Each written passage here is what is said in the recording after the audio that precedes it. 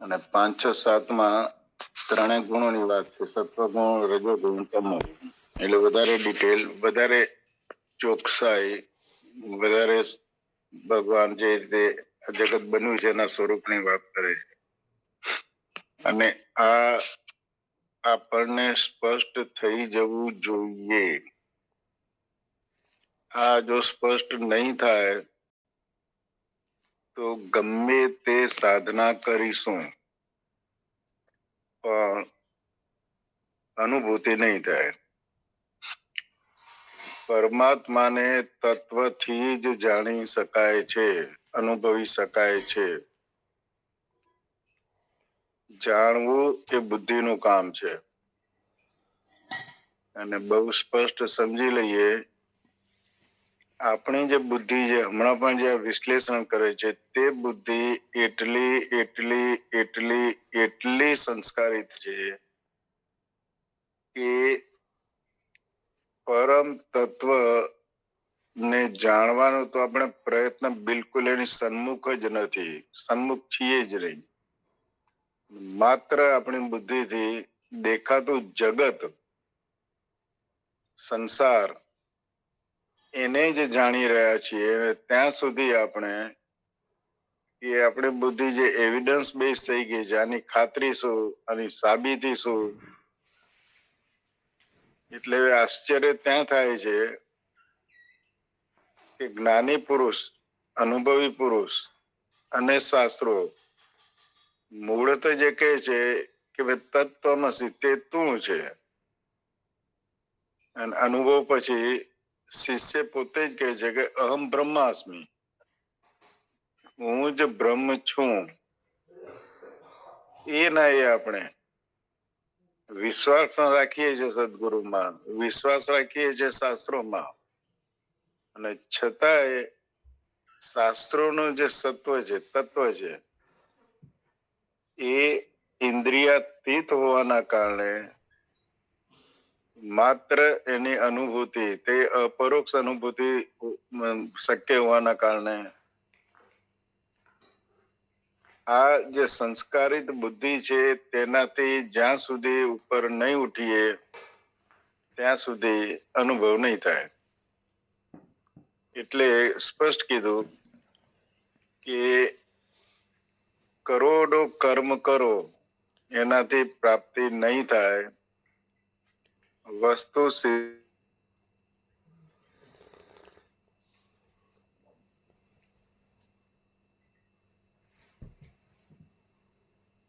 આપણી જે સ્થૂળ બુદ્ધિ, સંસ્કારિત બુદ્ધિ, એ નો અંત થાય છે.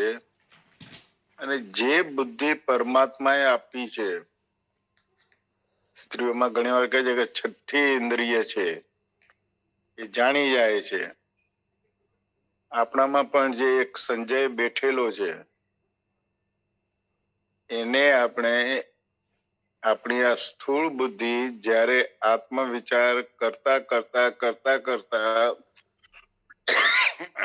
પ્રકાશિત થાય છે, અર્થાત વિવેકમાં રૂપાંતરણ થાય છે. અને એ વિવેકમાં પણ જ્યારે સ્પષ્ટ થઈ જાય છે કે મૂળત પરમાત્મા કોણ છે અને દેખાતું જગત શું છે, એ સ્પષ્ટ થઈ જાય. એટલે આત્મા અને અનાત્મા ભેદ, ગુરુજી આપણને જુદા જુદા જે 7-8 સ્તરના ભેદ બતાવે છે, સ્પષ્ટ થઈ જાય. ત્યાં તો આપણે વિવેકમાં હજુ પ્રવેશીએ છીએ, વિવેકના સ્થાને છીએ. હું એટલા માટે થોડું દબાણ આપી રહ્યો છું કે ભગવાનને જે 7 શ્લોકમાં જે કીધું છે એનો અર્થ એ થઈ ગયો, જો એ મને સ્પષ્ટ થઈ ગયું, માની લો, તો મારી બધી સાધનાનો અંત આવી જાય છે અને હું અપરોક્ષ અનુભૂતિના સ્તર ઉપર પહોંચી અને પરમાત્માનો જે એક લયબદ્ધ રાસ, લીલા, નૃત્ય ચાલી રહ્યો છે, એનો જ એક ભાગ થઈ શકું, અર્થાત સંપૂર્ણ અહંકાર મુક્ત બની જાઉં. એટલે જો મારી બુદ્ધિ સંસાર તરફી છે, વિષયો તરફી છે, સુખ તરફી છે, વિજ્ઞાન ના એવિડન્સ બેઝ પ્રમાણે માનનારી છે તો બહુ સ્પષ્ટ સમજી રહ્યો. એના માટેના જુદા જુદા શબ્દો છે. અજ્ઞાન છે, અવિદ્યા છે, પ્રકૃતિના 3 ગુણોની અસર હેઠળ છે. વ્યષ્ટિમાં જે આપણે સ્પષ્ટ નથી તો જોતા સમષ્ટિની વાત કરે છે. મહત પ્રકૃતિ, મૂળ બ્રહ્મ. મહત પ્રકૃતિ શું છે? એના માટેનો બીજો શબ્દ છે હિરણ્ય ગર્ભ. અને અહીંયા એટલું સરસ રીતે આપણને મૂક્યું છે. ટૂંકમાં આ શ્લોકો આપણે પુનઃ ભલે સમજણ ન પડે, દરેક વ્યક્તિ જાણે પોતે એકવાર એને એક્સપ્લેન તો કરે, ભલે એ સ્પષ્ટ ન થાય, પણ પરબ્રહ્મ પરમાત્મા શું છે, મૂળ પ્રકૃતિ છે, એ મૂળ પ્રકૃતિ જે મૂળ અષ્ટતા જે પ્રકૃતિ છે, એ અષ્ટતા પ્રકૃતિના જે 3 ભાગ છે, એક તો જે અવ્યાકૃત પ્રકૃતિ તમો રજો સતો, બીજો મહત તત્વ પકડમાં તો જ આવશે જો હું આત્મચિંતન કરતો ભગવાન શું કહી રહ્યા છે મારી બુદ્ધિને એક બાજુ મૂકું, અને વિવેકશીલ બુદ્ધિ પણ વિચાર કરતા વિવેકશીલ બુદ્ધિ પણ જ્યારે પ્રજ્ઞાના સ્તર ઉપર પહોંચે, પ્રજ્ઞાના સ્તરે પહોંચો એટલે યોગ ચિત્ત વૃત્તિ નિરોધ, 5 પ્રકારના આપણા ચિત્ત છે અને 5 પ્રકારની વૃત્તિઓ ઉઠે છે. આ બુદ્ધિ જ્યાં સુધી છે, અર્થાત અંતઃકરણ અશુદ્ધ છે, ત્યાં સુધી આ શ્લોકો સમજાશે જ નહીં. એટલે આપણે બહુ જ સારી રીતે, કારણ કે હવે જેને આપણે કહીએ ને કે જે વારંવાર આપણે આટલા ટાઈમથી શ્રીમદ ભગવદ્ ગીતાનું વિશ્લેષણ કરી રહ્યા છીએ, સમજવાનો પ્રયત્ન કરી રહ્યા છીએ, અને પરમાત્માનો તત્વથી જ અનુભવ થશે. આ શ્લોકો સ્પષ્ટ થઈ ગયા એટલે બધું દીવા જેવું સ્પષ્ટ થઈ ગયું. પછી જે મારી સાધના પણ હશે, તે સાધના મને સન્મુખ બનાવશે એ તત્વ તરફ. પછી હું પરમાત્મા કહું, બ્રહ્મ કહું, કે જે કહું તે બધા જે ભેદ છે, સંપ્રદાયો, ધર્મ, બધું ખરી પડે છે અને દીવા જેવું સ્પષ્ટ થઈ જાય છે કે પરમાત્મા શું છે અને આ બ્રહ્માંડ શું છે. એટલે ભગવાન પહેલા શ્લોકમાં કહે છે કે સર્વ જ્ઞાનો કરતા ચઢિયાતા ઘણા ઉત્કૃષ્ટ એવા જ્ઞાનો હું હજી કહીશ, જેને જાણીને સઘળા મુનિજનો આ સંસારથી છૂટીને પરમ સિદ્ધિને પામી ચૂક્યા છે. આ પરમ સિદ્ધિ એટલે શું? હું પોતાને જાણું તો પરમ સિદ્ધિ. અહમ બ્રહ્માસ્મિ, હું અને બ્રહ્મ બે છીએ જ નહીં. તો થશે શું? તો કહે છે કે આ જ્ઞાનને આશ્રય મારા સ્વરૂપને પામી ચૂકેલા માણસો, બીજો શ્લોક કહે છે, સૃષ્ટિના આરંભે ફરીથી નથી જન્મતા અને પ્રલયકારે પણ નથી વ્યાકુળ થતા. અને થોડુંક સામાન્ય કરવું તો ગુરુદેવ એમ કે છે કે આપણે રોજ જન્મીએ છીએ, રોજ મરીએ છીએ. એના માટેનો શબ્દ છે, આપણે સુષુપ્તિના અંદર જ્યાં મન અને બુદ્ધિ સંપૂર્ણ વિશ્રામિત થઈ ગઈ છે, ત્યાં મારા માટે જગત નથી, ત્યાં હું નથી મારું નામ, નથી પદ પૈસો પ્રતિષ્ઠા, નથી પુત્ર પત્ની પતિ પરિવાર, નથી હું અને મારું, નથી કરતા ભાવ ભોગતા ભાવ, છે જ ને કઈ નથી. ત્યાં પ્રલય છે. કોનો? તો કઈ જગતનો. જગત મારા માટે છે જ નહીં. અલબત્ત આપણે જાણીએ છીએ કે એ સમય દરમિયાન જગત તો હતું, પણ મારા માટે જગત હતું જ નહીં. એ પ્રલય કહેવાય. અને બીજો પ્રલય શબ્દ જે અહીંયા વાપર્યો છે તે આ મહત બ્રહ્મનો છે, જે બ્રહ્મા ના દિવસ અને રાત સાથે છે. એનું સમીકરણ જે છે, આપણા 100 વર્ષ તે દેવતાનો 1 દિવસ, એવા દેવતાના 100 વર્ષ તે બ્રહ્માનો 1 દિવસ, અને જે ચતુર્યુગી છે એની સાથેનું સમીકરણ છે. પણ કહેવાનો હશે કે લાખો વર્ષો જયારે હોય, 45 લાખ વર્ષ હોય, ત્યારે તો એક ચતુર્યુગી થાય છે. અને એવી કેટલી ચતુર્યુગી મને એક્ઝેક્ટ યાદ નથી, પણ આપણે બધા જાણીએ છીએ.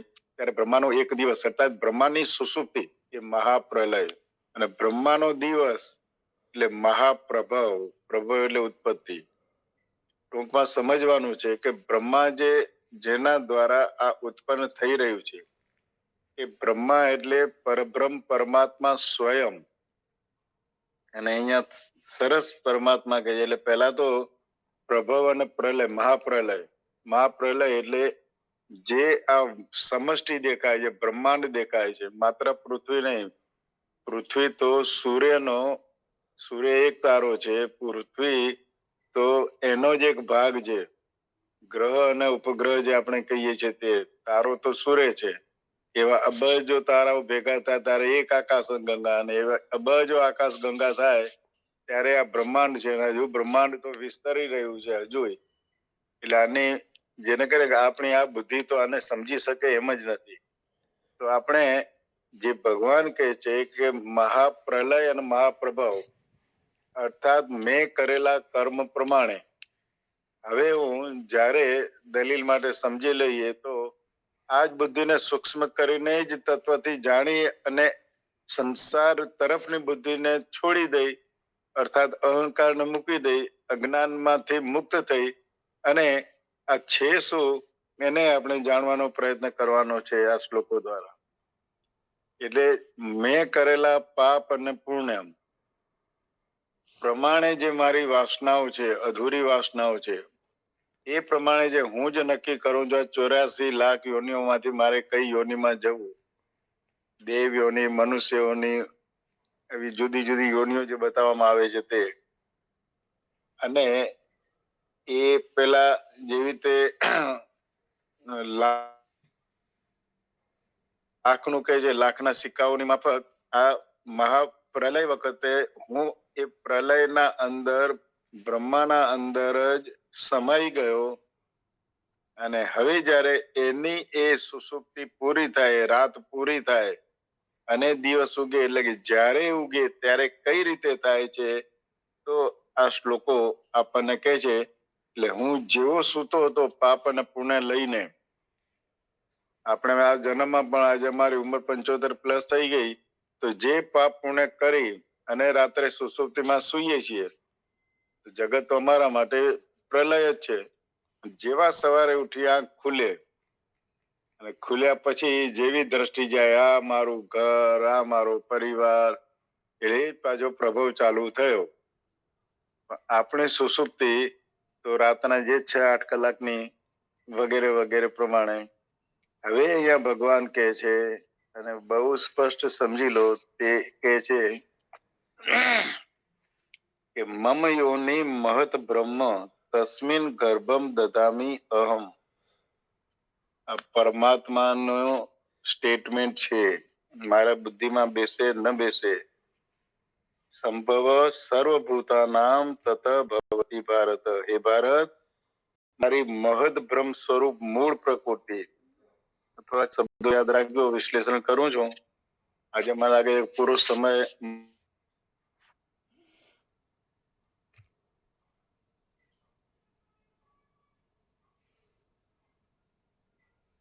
હું બંધ કરી દઈશ. મહત બ્રહ્મ, સર્વભૂતોની યોની છે. આ તો ઉદ્ભવ સ્થાન માટે, યોની એટલે ઉદ્ભવ સ્થાન. આજ પ્રકૃતિ, મૂળ પ્રકૃતિ, એ જ્યારે ક્રિયામાં આવે છે, ગતિમાં આવે છે, એક્ટિવ થાય છે, એટલે પ્રશ્ન અહીંયા શબ્દ યોની શબ્દ વાપર્યો છે. પણ એ કઈ રીતે? તો કે અહમ તસ્મિન ગર્ભમ દદામી તત. હું એ યોનિમાં ચેતન જીવ સમુદાય રૂપ ગર્ભને સ્થાપું છું. અર્થાત હું એટલે પ્રકૃતિ વર્તા પુરુષ, પુરુષ એટલે ચેતન તત્વ.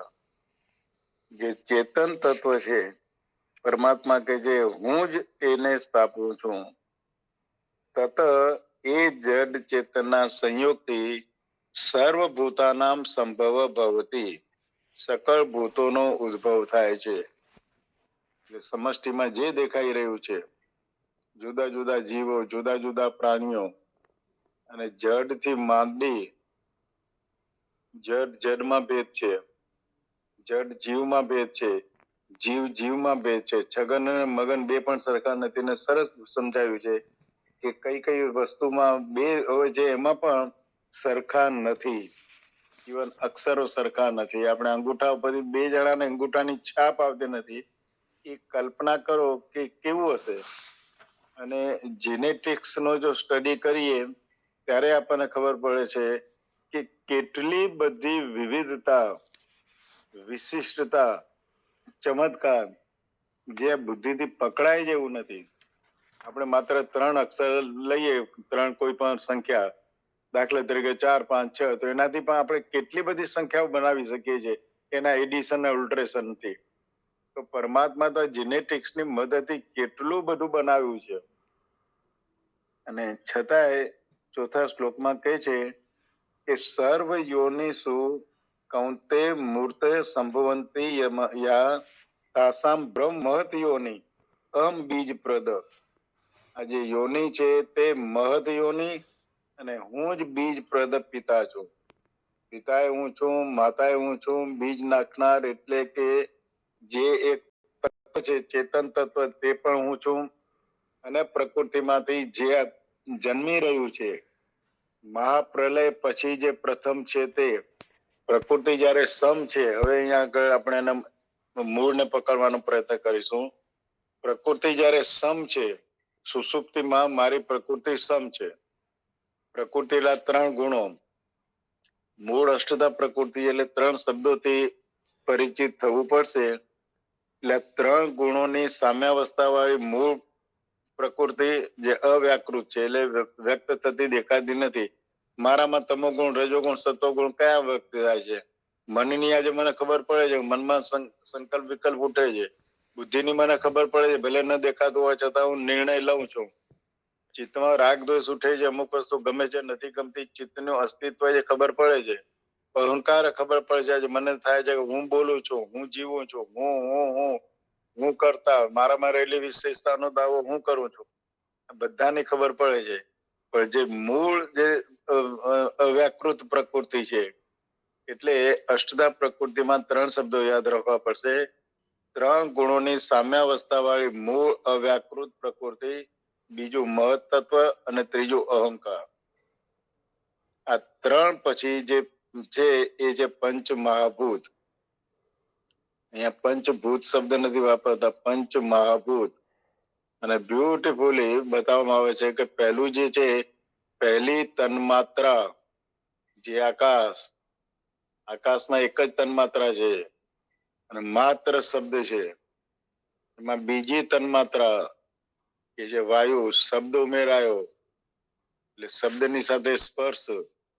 ત્રીજી તન્માત્રા ઉમેરાઈ એટલે અગ્નિ, રૂપ. ચોથી તન્માત્રા જ્યારે ઉમેરાણી એટલે રસ, જલ તત્વ. અને 5મી એ ગંધ એટલે કે પૃથ્વી. એટલે જે આપણે વારંવાર કહીએ શબ્દ, સ્પર્શ, રૂપ, રસ અને ગંધ, આ તન્માત્રાઓ છે એ પંચ મહાભૂત છે. અને એમાંથી પછી જે પંચીકરણ થાય છે, પંચદશી ના અંદર આ બધું છે, એમાંથી જયારે પંચીકરણ થાય છે તો દેખાતું પ્રત્યેક તત્વ, ઇવન પથ્થર પણ છે, ફૂલ પણ છે, એ આ 5 તત્વનું જ, જે 5 મહાભૂત છે તેનું જ બનેલું છે. પણ એમાં સમજવાનું છે કે જ્યારે મૂળ પ્રકૃતિમાં એક પણ મોજું ન હોય, સામ્યાવસ્થા કહે છે. સમુદ્ર છે, પણ સમુદ્રમાં દલીલ માટે માની લે કે એક પણ મોજું નથી, તો સમુદ્ર કેવો છે? શાંત છે, લહેર વગરનો, નથી પરપોટો, નથી મોજું, કઈ નથી. હું પણ મારી સુષુપ્તિમાં જ્યાં મોજું નથી, કોનું? મનનું, બુદ્ધિનું, ચિત્તનું, અહંકારનું, તો મારા માટે જગત પ્રલય થઈ ગયું છે, સૃષ્ટિ છે જ નહીં. જેવો સવારે ઉઠ્યો ને નજર ગઈને વસ્તુ દેખાણી એટલે એમાં થયું હું અને મારું. આ ઘર મારું છે અને આ ઘર તો મારા મિત્ર છગનનું છે, મારું ઘર તો ડીસામાં છે. આ મોજું ઉઠ્યું. એટલે જ્યારે આ સામ્યાવસ્થા વાળી પ્રકૃતિ જે 3 ગુણોની છે, તમો, રજો, સતોની, અને એના અંદર પ્રકૃતિ તો 3 ગુણોની જ છે. મૂળ પ્રકૃતિ છે એ સામ્યાવસ્થામાં છે, એનો અર્થ એ થયો કે એ પરમાત્મા એટલે જે એનું મૂળ જે બ્રહ્મા તત્વ છે એના અંદર જેને કે મોજું થયા વગરની છે, એટલે બ્રહ્માંડની ઉત્પત્તિ જ નથી. હવે ઉત્પત્તિ કઈ રીતે થાય છે? તો આ ભગવાને જે કીધું કે એમાં ચેતનતાનું બીજ નાખનાર, ચેતનતાનું બીજ એટલે જ્ઞાન, પુરુષ તત્વ, આત્મા તત્વ, અને જેમાંથી આ બધું જે દેખાઈ રહ્યું છે તે એટલે પહેલા સૌથી જે શરૂ થાય છે મહત તત્વ, ત્રીજું છે અહંકાર, ચોથું છે આ 5 મહાભૂત, અને પછી એમાંથી મારી વાસનાઓ પ્રમાણે જે 16 વિકાર થાય છે. આપણી આ 10 ઇન્દ્રિયો, 5 જ્ઞાનેન્દ્રિય, 5 કર્મેન્દ્રિય, એમાં પાછું આપણું અંતઃકરણ, મન, બુદ્ધિ, ચિત્ત, અહંકાર, અને 5 ગોચર પદાર્થો એટલે શબ્દ, સ્પર્શ, રૂપ, રસ અને ગંધ.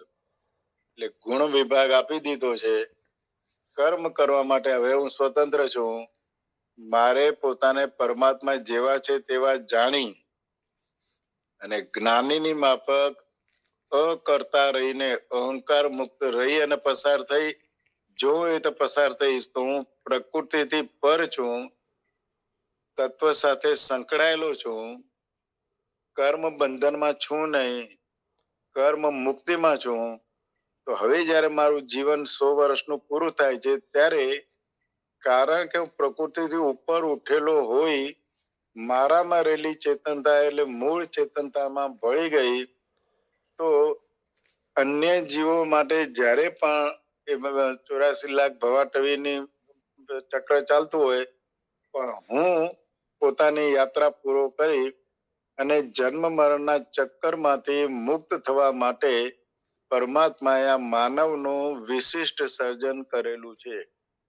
તો એ મહત તત્વ એટલે 3 ગુણોની સામ્યાવસ્થા વાળી નિર્વિશેષ પ્રકૃતિમાં ગતિ.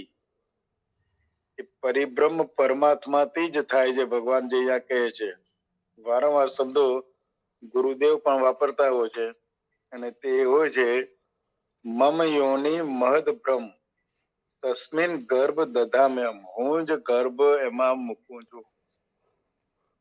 કઈ રીતે તે આપણને આ 3 અને 4 શ્લોકમાં છે, અને પછી 5, 6, 7માં આની આ 3 જે ગુણો છે પ્રકૃતિના, તમો, રજો, સતો. સતોમાંથી શું થાય છે, રજોમાંથી શું થાય છે, તમોમાંથી શું થાય છે, એની વાત કરે છે. પણ આ મહત તત્વ સમજી લો, 3 ગુણોની જયારે સામ્યાવસ્થા છે ત્યારે જગત છે જ નહીં. પણ 3 ગુણોની સામ્યાવસ્થા વાળી નિર્વિશેષ પ્રકૃતિમાં પરમાત્મા એકલા ન રહી શક્યા. પરમાત્માનો સંકલ્પ થયો અને પરમાત્મા જ એ પ્રકૃતિમાં ગતિ કરવા માટે, અર્થાત એ સામ્યાવસ્થામાં હવે શરૂઆત થઈ, સંચાર થયો, અને એ પોતાની જે અવ્યાકૃત પ્રકૃતિ હતી સામ્યાવસ્થામાં, એમાં ચિત્ત શક્તિ રૂપી એટલે જ્ઞાન વીર સ્થાપિત કર્યું. ત્યારે તેનાથી તેજોમય મહત્તત્વ હિરણ્ય ગર્ભ ઉત્પન્ન થયું. એટલે પ્રકૃતિ જો સામ્યાવસ્થામાં છે તો મહત્તત્વ છે જ નહીં. આ જ મહત્તત્વ પછી અહંકારના કારણે હવે આગળ વધે છે.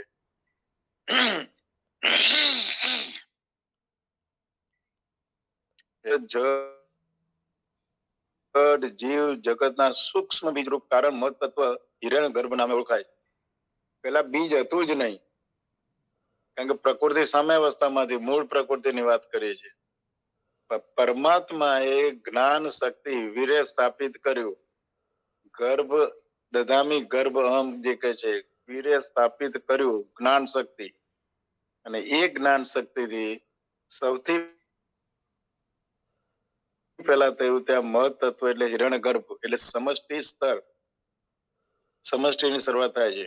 આ મહત્તત્વ એટલે કે હિરણ્ય ગર્ભ હવે વિકૃત થતા, એટલે હું પરિબ્રહ્મ જ વીર્ય રૂપ ચિત્ત શક્તિ રૂપ બીજ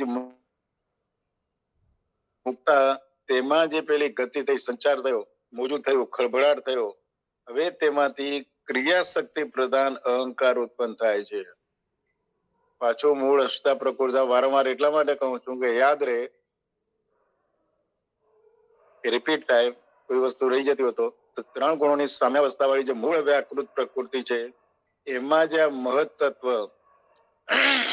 એટલે ભગવાનનું જ્ઞાન વીર્ય ચેતનતા, ત્યાં આગળ તો આ પ્રકૃતિમાં જ હવે સંચાર થયો અને ક્રિયાશક્તિ આવી. તો ક્રિયાશક્તિ જે અહંકાર પરમાત્માનો જે વિશ્વાત્મા રૂપે વિશ્વ વિરાટ કહેવાય છે, સમગ્રને ધારણ કરીને રહેલા છે.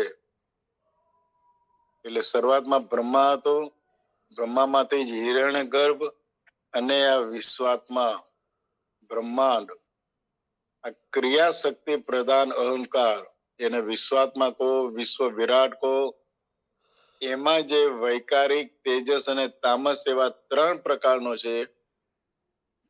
અને આ તમામ નામ રૂપાત્મક, જેને આપણે નામ અને રૂપ આપીએ છીએ, દેખાતું બ્રહ્મ, દેખાતી જગત, સૃષ્ટિ, બ્રહ્માંડ, તો તમામ નામ રૂપાત્મક સૃષ્ટિ જેમાંથી ઉત્પન્ન થાય અને જેમાં લય પામે તે અવ્યાકૃત પ્રકૃતિ છે. ફરીથી સામ્યાવસ્થા મારી સુષુપ્તિમાં અને જાગ્યો એટલે એ સુષુપ્તિ બંધ થઈ અને જે મોજું થયું એ રીતે અવ્યાકૃત પ્રકૃતિમાં જ આ જગત વિલીન એટલે મહાપ્રલય થયો, પ્રભવ એટલે મહાપ્રભવ થયો. એટલે તમામ નામ રૂપાત્મક પ્રપંચ જેમાં અવ્યાકૃત છે, વ્યક્ત નથી. બીજ છે, બીજમાં ઘટાદાર વૃક્ષ છે. જ્યારે બીજ એટલે મહત તત્વ, એ બીજ પહેલા જે વસ્તુ છે એ પરમાત્મા સ્વયં. તો બીજ છે, મહત તત્વ છે, હિરણ્ય ગર્ભ છે, હજુ વ્યક્ત નથી થયું, ઘટાદાર વૃક્ષ બન્યું નથી. અને ઘટાદાર વૃક્ષના બીજ જો કેટલા નાના છે, આપણને દેખાતો, પણ બાળક જે જન્મે છે તે મૂળ તો વીર્યમાં રહેતો સ્પર્મ.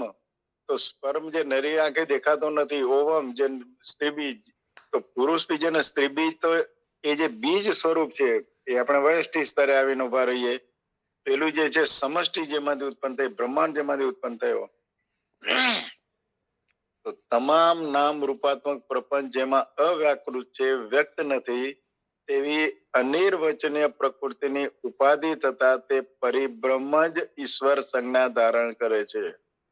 આ વાક્ય વારંવાર ગૂંચજો. પરમાત્માને સંકલ્પ થયો, બ્રહ્મને પરમાત્માને સંકલ્પ થયો, એકલા ન રહી શક્યા, અને પોતાનામાં રહેલી જે અવ્યાકૃત પ્રકૃતિ, જે સામ્યાવસ્થા હતી, ત્યાં તો આ મહત તત્વ અને અહંકાર અને પંચ મહાભૂત છે જ નહીં.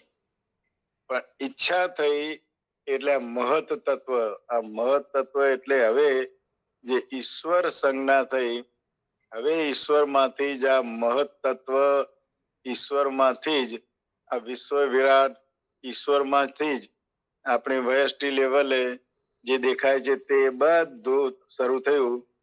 એટલે તે પરિબ્રહ્મ પરમાત્મા સ્વયં ઈશ્વર સંજ્ઞા ધારણ કરે છે.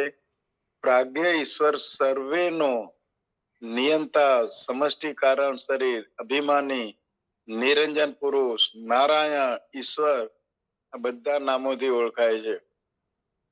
આ બધા નામો અર્થાત આ જે મૂળ અષ્ટધા પ્રકૃતિ, જે સામ્યાવસ્થા હતી ને એમાંથી જે શરૂ થયું, એટલે સૌથી પહેલા જે થયા એને નિરંજન પુરુષ કો, નારાયણ કો, ઈશ્વર કો, સમષ્ટિ કારણ કો, જે કહેતા હોય, એ અવ્યક્તમાં જ્ઞાન ચેતનતા મૂકનાર પરિબ્રહ્મની ચેતન શક્તિ વડે મૂળ પ્રકૃતિમાં જે સંવેદન થયું, તે મહત તત્વ રૂપ સૂક્ષ્મ રૂપે નામ રૂપાત્મક સૃષ્ટિ વ્યક્ત થાય છે, તે જ મહત તત્વ છે.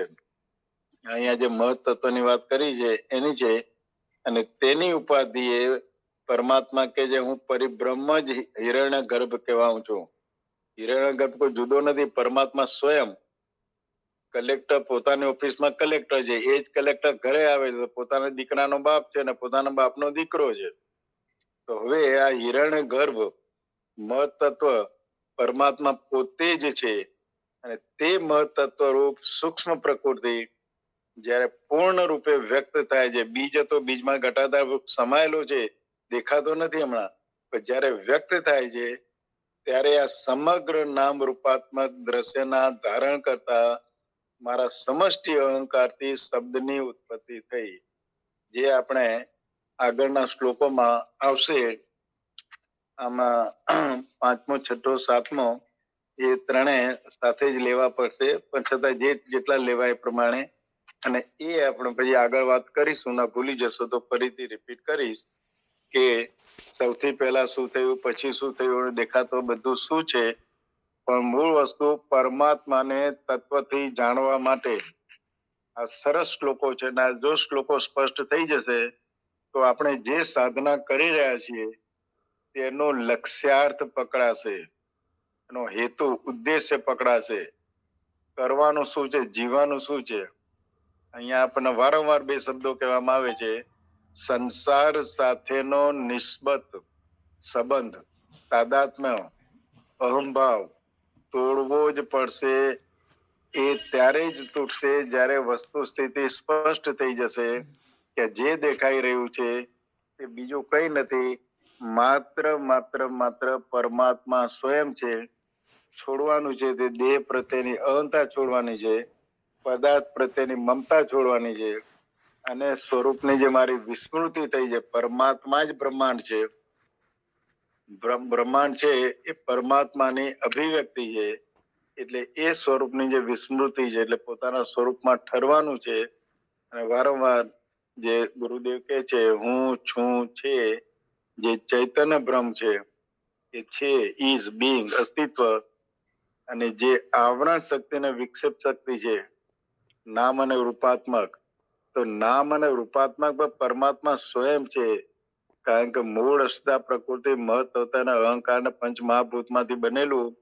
તો આ બીજું કઈ નથી. અસ્થિભાતિ પ્રિય એ છે આત્મા ચૈતન્ય અર્થાત પરબ્રહ્મ જ. વયષ્ટિ લેવલે આપણે એને આત્મા કહીએ છીએ, સમષ્ટિ લેવલે એ જ આત્માને આપણે હિરણ્ય ગર્ભ કહીએ છીએ. અને નામ રૂપાત્મક પ્રકૃતિમાં જો હું અને મારું નીકળ્યા, સમગ્ર સાધના માત્ર આ હું અને મારું એટલે અહંકાર મૂકવાની. યોગ ચિત્ત વૃત્તિ નિરોધ, પછી જન્મ જન્માંતરના સંસ્કાર પડી ગયા છે, જેના કારણે આપણે બધી પ્રક્રિયાઓ કરીએ છીએ. તો વારંવાર કહીએ છીએ કે જેને કહે મળ વિક્ષેપ અને આવરણ દૂર કરવા માટે સમગ્ર 18 અધ્યાય શ્રીમદ ભગવદ્ ગીતાના આપણે કરીએ છીએ. અને જે રીતે આગળ આપણે સમજવાનો પ્રયત્ન કરીશું, પુનઃ સમજવાનો પ્રયત્ન કરશું. થોડોક સમય છે બીજા મિત્રોને આના વિશે કહેવું હોય, આના માટેના કોઈ પ્રશ્ન પેટા પ્રશ્નો પણ હોય તો પણ આપણે આવતીકાલે એને વધારે ડિસ્કશનમાં લઈશું. જય પ્રભુ, જય ગુરુ.